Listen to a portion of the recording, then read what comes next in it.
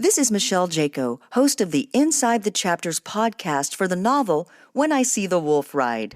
And here's a recap of what happened in Chapter 8 of Book 1. When Lee is threatened by the fake colonel, Art produces a grenade and then pulls Lee and Hershey out of the mouth of the cave, falling 60 feet into the river below.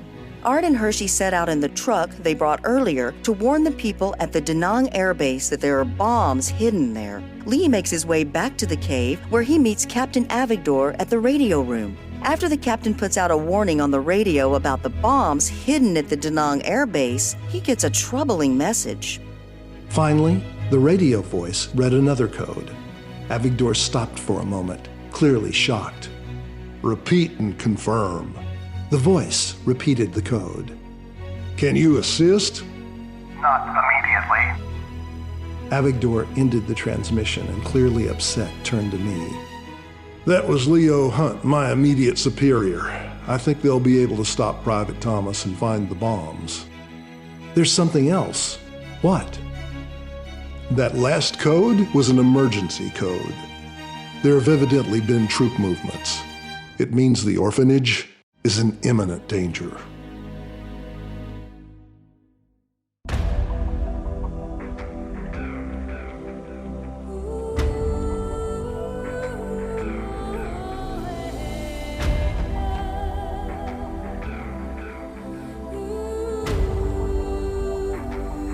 Welcome to the audio production of the novel When I See the Wolf Ride, Book 1, Chapter 9. Copyright 2024 by Jeffrey Lee Neal.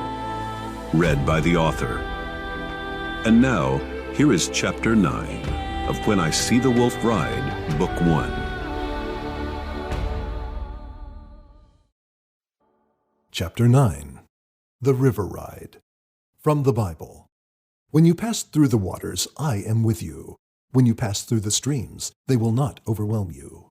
Isaiah 43:2. Jesus, we've got to get there! But Hershey and Art took the truck, and your Colonel Hunt can't help us? Avigdor shook his head. Vietnamese orphanages rank low on the priority list. We're on our own. He looked around the cave. The orphanage is on this river. Rafting is the fastest way to get to them. Help me get as many supplies and weapons as you can carry. I was already up, gathering things. There were no weapons in the radio room, but there was a Prick 25 and some food rations, mostly candy bars.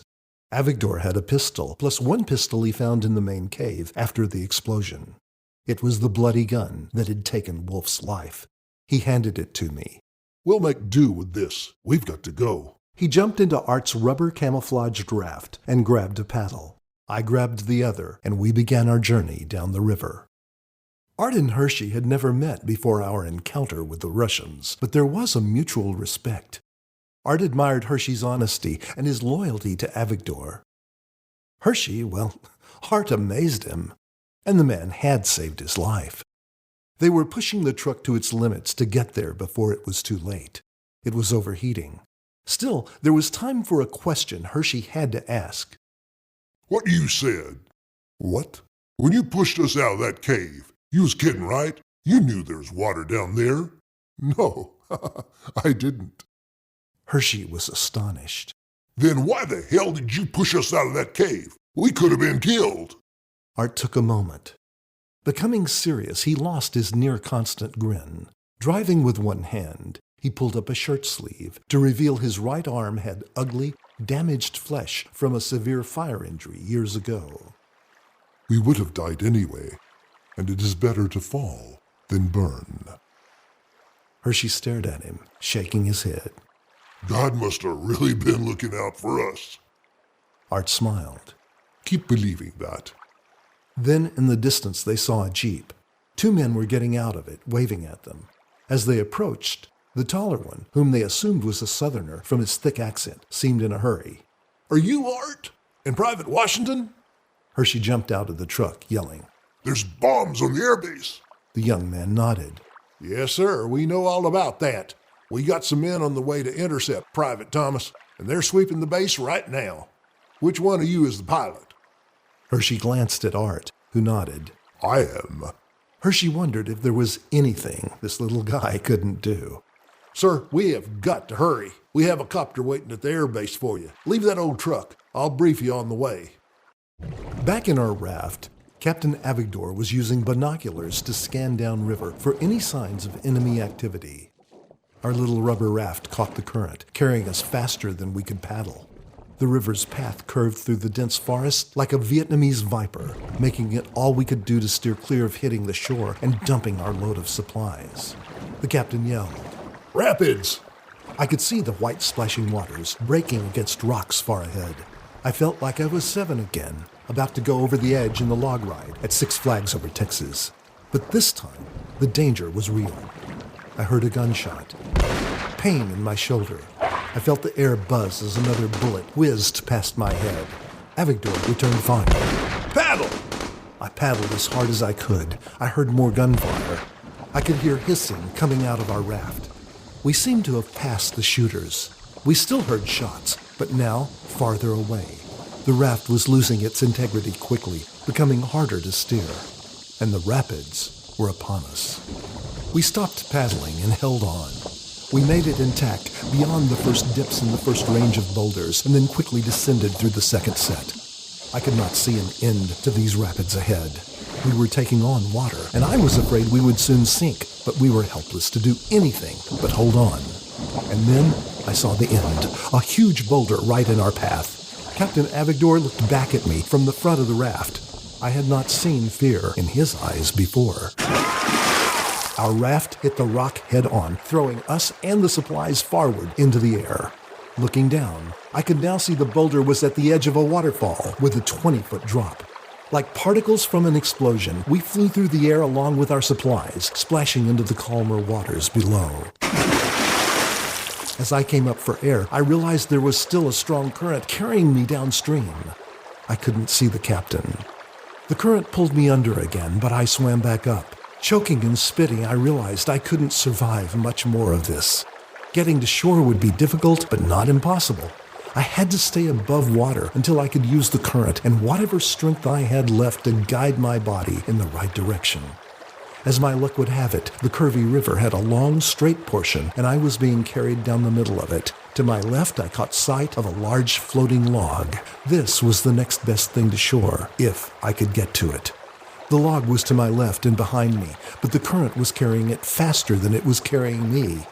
I had to get to my left before it drifted out of reach. Once it passed me, I would never have the strength to catch it. I put every ounce of energy I had left into swimming toward it. I couldn't even see it. Finally, with energy and confidence waning, I knew I was about to give it up. My mind's eye revealed an image of my dead body at the bottom of the river being eaten by fish. Their revenge for all the catfish dinners I used to enjoy in Texas. Then I felt a sharp pain against the back of my neck. It was the log saying hello. It took 3 tries to get a hold of it, but it was large and buoyant enough to carry my weight. After a few minutes, I pulled myself up enough to straddle it, and for the first time, in what seemed like forever, I was resting. There was blood on my right shoulder, and I felt some pain, but I could move it. I wondered how many other enemy patrols might hide in the dense brush hugging the shores of this river. The current was still fairly strong, carrying me downstream. For now, the best I could do was hold on and see where destiny was taking me. At the shore of the river, Captain Avigdor slowly opened his eyes and spit up some water. Still groggy, he got to his feet and walked down the shoreline. After making his way a few hundred feet, he saw it. The rubber raft was caught in brush at the river's edge. A few things were still in the raft. As he came closer to it, Captain Avigdor prayed for a miracle. I had been fading in and out of consciousness as I held onto the log. Exhaustion had overtaken me. I looked around. The angle of the bright sunlight had changed. It appeared to be mid-afternoon now. Considering when we had started that morning, I must have been floating like this for an hour or 2. The rest had done me good. I felt my strength coming back. The river had more curves now, and the terrain looked more like what I remembered around Mama T's orphanage. It was visible on the river, so I hoped I would see it coming up. I had no idea where I was. It could be 50 miles away for all I knew. Or it could be right around the next bend. I relived all the previous events of this monumental day. The Russians, the death of Wolf, jumping out of a cave as it exploded, being knocked out of a raft, falling. This was a day I would remember for the rest of my life. However long that was. I would have at least another hour floating to consider my previous predicaments and the one I was in now. Then there they were, the small grass huts the children lived in. As I started to jump off the log and swim to them, I saw Viet Cong soldiers with guns standing in front of the huts. I was too late.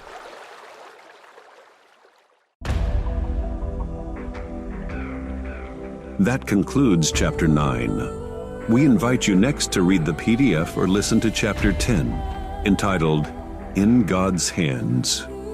We also invite you to listen to our podcast for Chapter 9, in which Michele Jaco talks with Jeff Neal about the story, the characters, and the symbolic elements within the chapter.